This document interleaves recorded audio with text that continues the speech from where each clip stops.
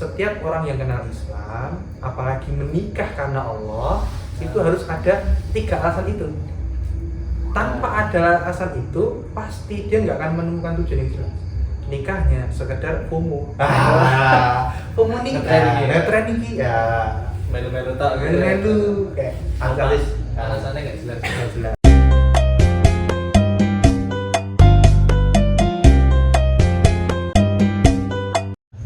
Nah, oke. Assalamualaikum warahmatullahi wabarakatuh. Waalaikumsalam warahmatullahi wabarakatuh. Kali ini episode pertama ya. Apa ini kata? Potman. Iya.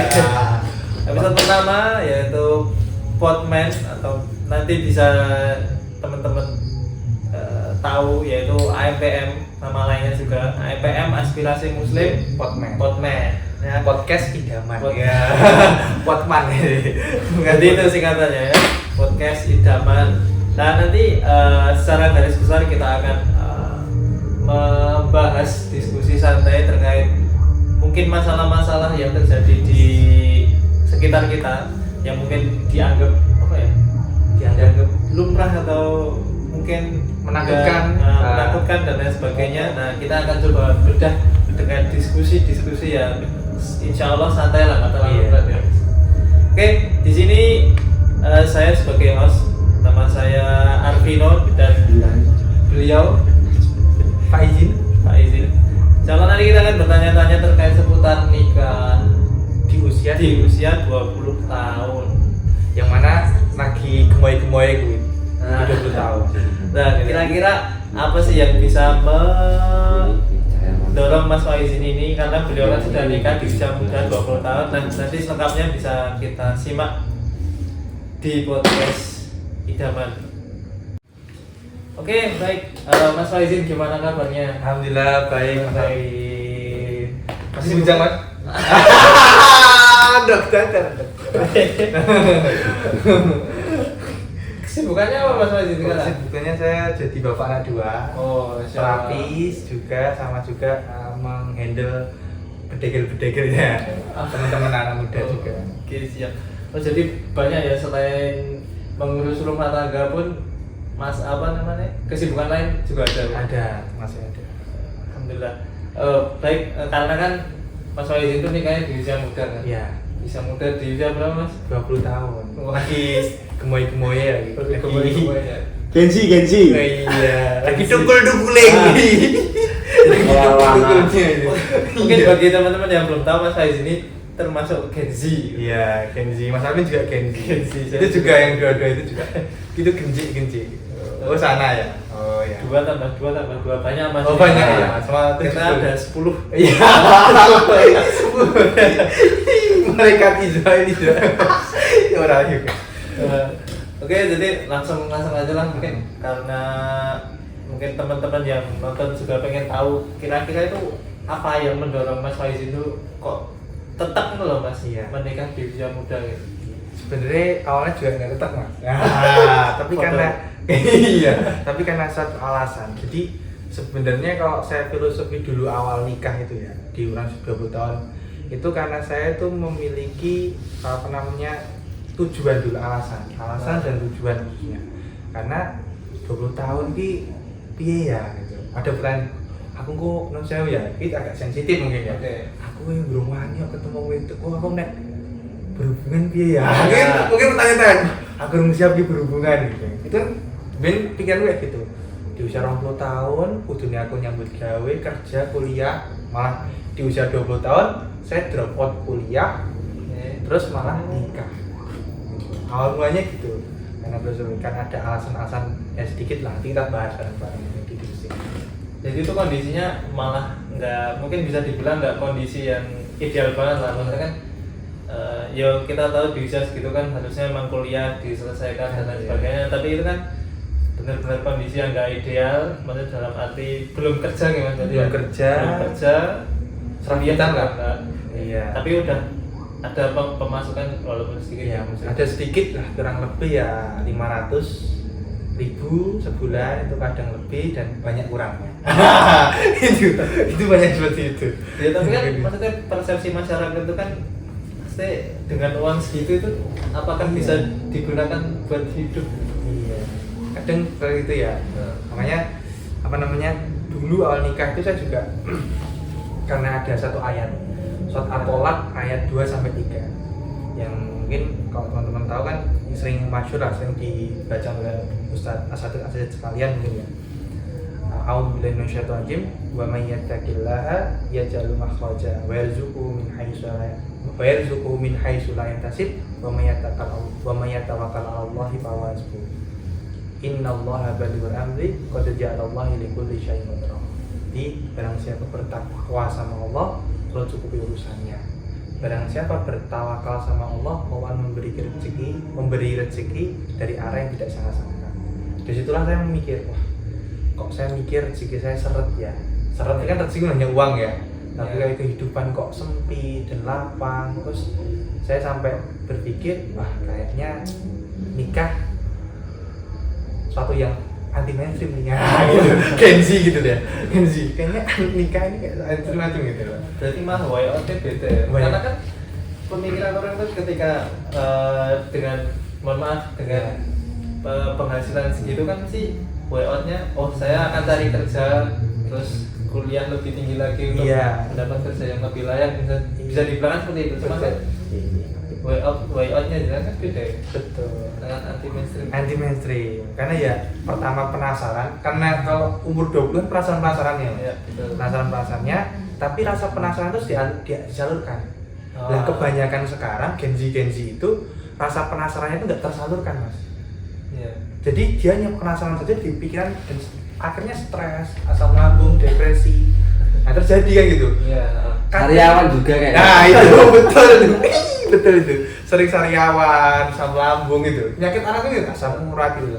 Iya, Makanya banyak. penasaran atau asumsi-asumsi yang terjadi di masa itu harusnya disampaikan atau disalurkan, ditanyakan, biar tenang hatinya. Kan filosofi Islam ada 3 poin, Mas.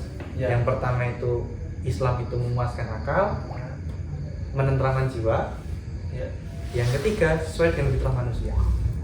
Makanya setiap orang yang kenal Islam, apalagi menikah karena Allah, itu harus ada 3 alasan itu.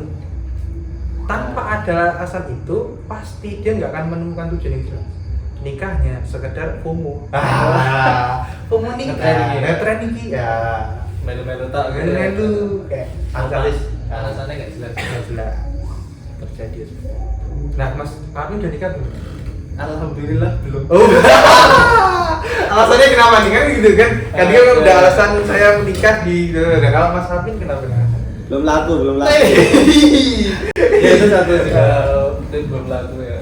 Lain aja gelem kita emang. Iya, sombong sama tengil. Tengil. Tinggal. Iya, Jadi juga alasan-alasan yang lain banyak. Mungkin karena dari orang tua cuma minta ya dulu lah mungkin punya kerja dan lain sebagainya. Cuman ya menurut itu mungkin itu alasan klise ya.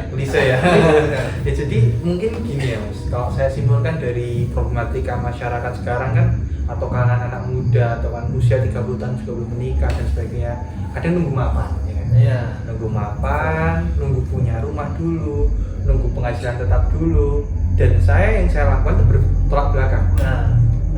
Berbeda sama orang-orang pada umumnya. Kenapa? Karena saya memiliki point of view, sudut pandang yang jelas, ada alasan dan tujuan, dan itu harus balance. Kadang orang memiliki tujuan hidup yang tinggi, tinggi, saya mau jadi ya punya ini dan sebagainya, tapi dia nggak punya alasan yang jelas. Alasan kita mencapai tujuan itu apa? Kan gitu. Akhirnya gerambiang, tujuan jelas, bingung. Saya setiap harus dapat ini, akhirnya stres, depresi, dan sampai sekarang kan berita mungkin ada berita ya, chat free, terus takut nikah, punya suami harus gaji 15 juta. Iya, meninggoy, ya ampun kan, gitu dah. Gitu. Karena memang yang persepsi masyarakat saat ini itu memang kayak gitu, terutama anak-anak muda ya, genzi dan lain sebagainya, karena memang sudah harus mulai melangkah ke situ kan sekarang. Iya. Tahun-tahunnya Gen Z itu melangkah lebih lanjut. Dan dari percakapan yang ini kan apa namanya yang Mas Faizin lakukan itu kan sangat bertolak belakang gitu kan. Iya. Nah, otomatis kan akan ada arus tantangan yang luar biasa karena kan paradigma masyarakat yang berkembang di luar sana kan memang beda banget dengan apa yang Mas Faizin lakukan. Iya. Nah itu gimana? Maksudnya pandangannya itu gimana?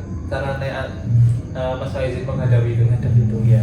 Jadi pertama kan sebelum kita berharap ada harapan nikah itu kan harus mempersiapkan juga apa namanya ilmu, mentality. Apalagi sekarang kan cenderung mentalnya mental tempe ya.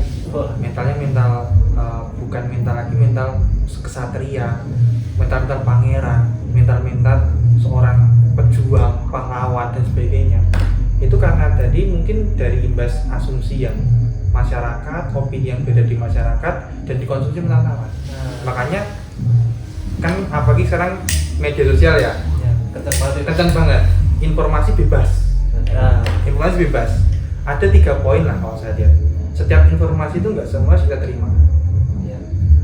Informasi itu pertama yang kalau itu memang benar dari Al-Quran, As-Sunnah dan sebagainya lah, asatid guru-guru kita ya kita terima hal itu, asumsi itu orang-orang yang emang kita yakini lah, kita percaya.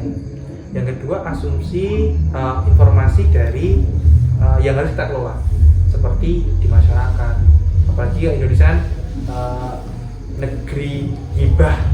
Nah nomor berapa ini? Negeri gibah ya, sedikit gibah ya, omongan tetangga itu lebih pedas daripada sambal. Iya, mencolok gitu ya, sangat mencolok, menohok sekali. Netizen Indonesia. Ya, betul. Itu seperti itu. Makanya harus kita kelola, nggak semua kita terima. Dan ada informasi sampah yang bisa buang. Dan sampai itu kita asumsikan, kita terima mentah-mentah. Akhirnya apa? Kita jadi Down syndrome. Bukan ya? Bukan. Mental down atau yang lainnya. Akhirnya stres, pikiran, ketakutan, nikah tuh momo. Nah mungkin teman-teman ya yang nonton podcast ini harus tanya. Nanti saya jawab di podcast. Jangan lupa like, subscribe, komen guys, komen ya kan, biar besok kita adain ya. Adain. Oke. Nah, jadi itu berarti clear ya terkait karena kan diri kita itu dari apa yang kita serap dari informasi itu berarti karena semua itu kan harus ada proses berpikir berarti kan di situ. Jadi nggak harus kita tahu ini katanya benar nih langsung diambil aja langsung dipraktekkan itu kan berarti itu sesuatu yang salah gitu. Jadi harus ada proses berpikir dan harus dikonfirmasi. Iya. Itu benar-benar enggak gitu kan. Oke. Jadi emang gini Mas, kalau saya tuh kan nikah di usia 20 tahun. Saya nikah dengan kondisi yang enggak stabil, freelancer tapi gaji minim. Terus saya juga drop out, enggak drop out sih, saya keluar kuliah karena finansial, enggak finansial. Dan saya kondisi itu pas nikah saya kenal ta'aruf ya, dengan istri saya yang sekarang ini. Dulu sebelum jadi istri itu saya itu nggak punya uang sama sekali, 0 rupiah. Kok bisa? Nah itu tanya sama yang nyuting gitu. Perjuangan di balik ini 0 rupiah ketemu calon gitu. Saya beli kopi pun yang bayarin teman saya sama itu. Bayangkan effortnya wah. Dan saya gara-gara itu sampai sekarang saya mau aneh hidup Mas. Perjalanan nikahan seperti itu. Nah kadang orang sekarang tuh nggak mau sukanya, nggak mau dukanya. Maunya suka netok ya kayak di drama-drama itu. Iya. Mereka adanya happy ending. Iya Happy New Year lah bilang sebagainya. Jadi itu nggak benar ya? Nggak benar. Stigma itu nggak benar. Jadi malah yang ada itu ketika sudah nikah malah masalah. Iya, problematik dan sebagainya. Yang terjadi seperti itu. Tapi itu normal ya? Normal. Oh, malah Normal. Makanya harus ada suka dukanya. Yang penting bedanya orang berilmu memahami punya ilmu nikah sama nggak nikah itu apa? Ketika ada masalah kita tahu solusinya. Nah, kalau orang nggak berilmu nikah ada masalah stres, lainnya ke negatif, mabuk-mabukan, dugem, nah itu loh. Berarti harus fokus dengan masalahnya dan diurai dulu ya? Betul, akar masalah. Nah, Jadi karena kalau misal gini, kita nggak mengurai akar masalah yang ada di diri kita, misal yang diurai cuma di ujungnya aja, berarti akan apa ya, nggak selesai muter-muter aja terus, muter gitu. Iya benar. Iya, mungkin itu yang menjadi masalah di luar Bisa sana. Bisa jadi ya, bisa jadi. Mungkin. karena kan kita bisa jadi salah. Iya, itu salah. Yang benar itu hanya Allah. Iya begitu. Oke, terus kemudian karena masalah itu yakin ya berarti ya, yakin.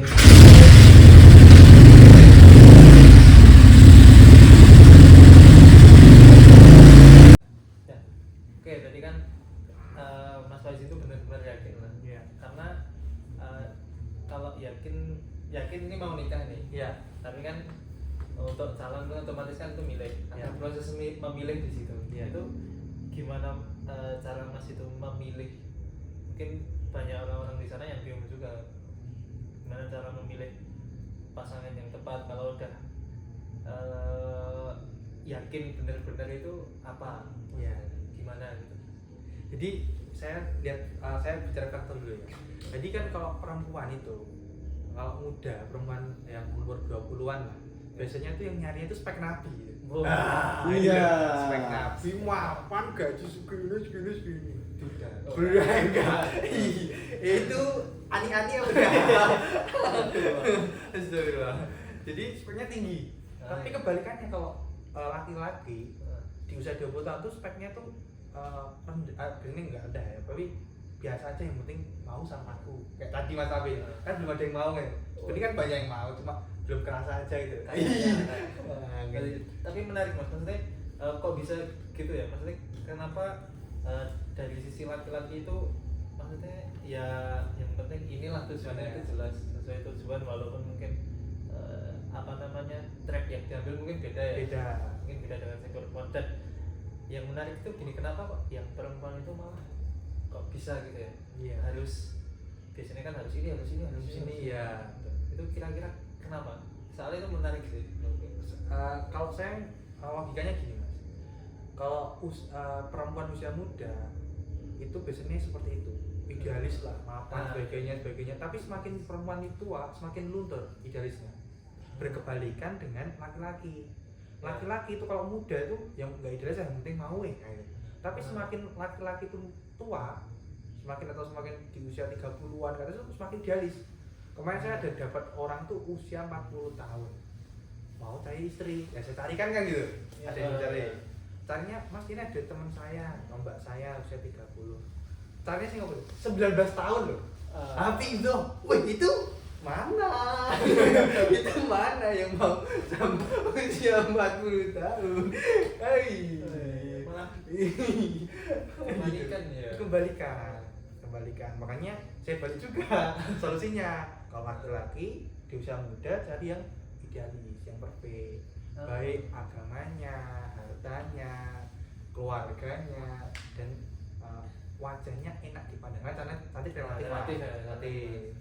Kalau perempuan ya kalau usia 20 ya jangan harap ideal. Yang penting dia mau taat saja sama Allah, sholih, dan dia mau berusaha. Karena istri saya menerima saya juga karena saya juga nggak punya apa-apa, tapi cuma karena ada alasan yang mungkin saya nggak. Kenapa mah dulu nikah mau sama abah? Karena nggak ada alasan untuk nolak. Itu jadi saya membuat saya yakin sama istri saya. Gitu. Masuk kan? Ya, masuk. Ya, jadi mungkin itu ya, karena itu suatu insight juga bagi saya kan, karena ternyata laki-laki perempuan ini beda gitu karakternya, malah berkebalikan dan kurvanya malah beda. Yang mungkin yang muda itu lebih idealis, nanti lama-kelamaan luntur. Untuk Tapi kalau laki-laki itu ternyata sebaliknya. sebaliknya. Oh, baru tahu saya. Oke. Oh, jadi kan ini sudah menikah. Ya. Menikah mungkin kan karena pasti adalah selama berapa tahun Mas? Sudah 4 tahun. Nah, sudah 4 tahun menikah itu kan pasti ada suka duka dan asam garam, asin, Iya. manis, pahit. Nah, pokoknya itu banyak lah pasti. Banyak ya. Nah, itu kira-kira apa Mas yang bisa disampaikan dari itu? Jadi gini, saya meyakinkan untuk viewers yang bujang ataupun udah nikah, nikah 1 tahun atau baru berapa hari ya yang nonton ini berapa hari baru nikah. Solusinya apa? Solusinya dari tadi yang ditanya Mas Alvino, Mas Vino, itu kadang kita itu namanya menikah itu melengkapi Mas. Nikah itu melengkapi, bukan kuat-kuatan, bukan harus ikut sama saya atau saya harus ikut sama istri dan sebagainya. Ini bukan persepsi yang keliru, tapi kita saling melengkapi. Yang nggak ada di istri kita lengkapi, yang nggak ada di kita lengkapi. Terus semua itu lengkap. Makanya nikah itu bukan 1 tambah 1, tapi setengah tambah setengah. Tidak satu. Beda lagi kalau 3, 4 gitu. Gitu mungkin ya 3, 4, 1, 2, 3, 4, 3, 4 itu. Jadi ya ini menarik lah, maksudnya kan ternyata menikah itu berbeda itu wajar gitu. Beda itu wajar. Tapi kan yang penting ujungnya ini mau kemana? Ujungnya kemana? Selama walaupun mungkin tracknya beda kan bisa saling membantu gitu. Iya. Mungkin gitu ya Mas. Iya. Jadi gini, salah satu kunci kita hidup itu ada visi misi. Meskipun dia itu nikah atau bujang, tetap lajang, Iya. dia terus punya visi misi. Tapi khusus kalau orang itu udah nikah harus memiliki visi misi yang jelas. Jangan sampai kita melalaikan hal-hal yang kecil di kita. Kadang sibuk kerja, capek, kita lupa pada visi misi kita. Yang menguatkan kita, saya pribadi sampai sisi saya, pokoknya setiap hari seperti nganten anyar. Kalau saya nganten anyar, dan setiap hari saya selalu mengingatkan visi misi. Dan saya sering ngobrol sama istri saya mendidik istri saya, bukan kebalikannya ya. Karena sekarang banyak juga yang istri didik suami. Keliru. Berarti ayatnya keliru. Ya gitu. Yang salah bukan ayatnya, tapi ya, makanya kita tuh didik istri. Arijal qawwam 'ala nisa. Arijal qawwam 'ala nisa. Jadi seorang rijal laki-laki terus qawwam sebagai perempuan, wanita, istri. Makanya ini filosofi yang utama, poin yang penting bagaimana kita mengendalikan semua. Makanya seorang laki-laki itu kalau dari pesan dari guru saya itu harus sebagai kesatria. Kesatria itu siap menghadapi badai, hujan, rintangan dan sebagainya. Apapun masalahnya selesai, solutif. Karena filosofi hidup ini ya harus selalu bergerak, harus selalu belajar. Kalau kita berhenti saja sehari atau sekali atau sedetik pun kita nggak mau belajar, itu sama aja meruntuhkan semua masa depan kita. Dan kalau kita lihat lagi, kalau kita itu nggak kalau kita itu tidak merencanakan sesuatu, sama saja kita itu merencanakan kegagalan. Makanya visi misi itu poin penting dalam semua apapun kondisi masalah dan sebagainya. Berarti itu bisa dicatat guys, karena visi misi itu penting, entah kalian hidup sendiri ataupun bersama. Itu penting. Bukan berarti baru sendiri orang perlu visi misi, itu juga salah, itu juga. Jadi harus entah kalian sudah kondisinya udah sendiri, masih sendiri ataupun sudah berdua, bertiga, berempat. Iya. Karena mau anak 3. Kayak mau anak 3. Anak 2 kan berarti berempat. Ya. Bukan iya gitu. Bukan istrinya yang Pak. Gitu ya. Gitu Pak. Jadi mungkin untuk, karena kan udah lama juga sih, maksudnya kan Mas Hazin udah nikah lama, mungkin ada nggak sih maksudnya pesan-pesan yang mau disampaikan terkait anak muda mungkin yang ada yang mau nikah muda, misal 19 tahun mau nikah, Iya. 16 tahun jangan. Iya. Iku lagi tukul ya. Lagi tukul.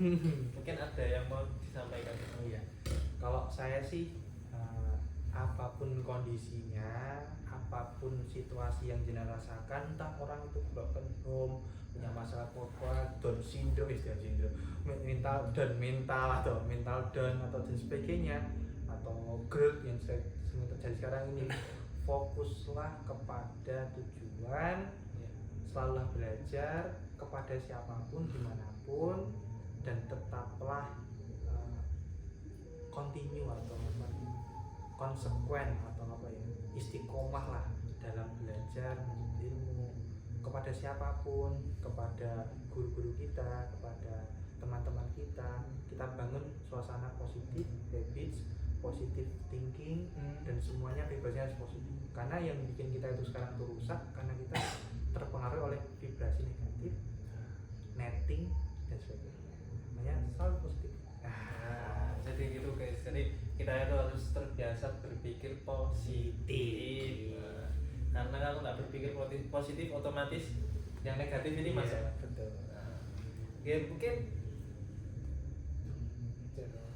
Ya mungkin cukup untuk episode 1 kali ini. Jadi insya Allah nanti kedepannya akan ada episode selanjutnya. Iya. Doakan saja. Iya. Semoga kamu istiqomah. Karena kalau kita mau berpikir di luar ini itu banyak banget Iya, betul. ya. Banyak banget problematika yang mungkin dialami juga sama teman-teman, dan seharusnya itu mungkin bisa jadi pembahasan Iya. di lain waktu, di lain episode, dan lain kesempatan lagi, mungkin lain tempat juga. Iya. Bisa jadi. Oke, terima kasih teman-teman atas waktunya karena udah mau menonton kita di AMPM Podman Podcast Idaman. Iya. Dan jangan lupa untuk like, komen, dan subscribe. Bisa bertanya-tanya di komen juga di bawah. Oke, assalamualaikum warahmatullahi wabarakatuh.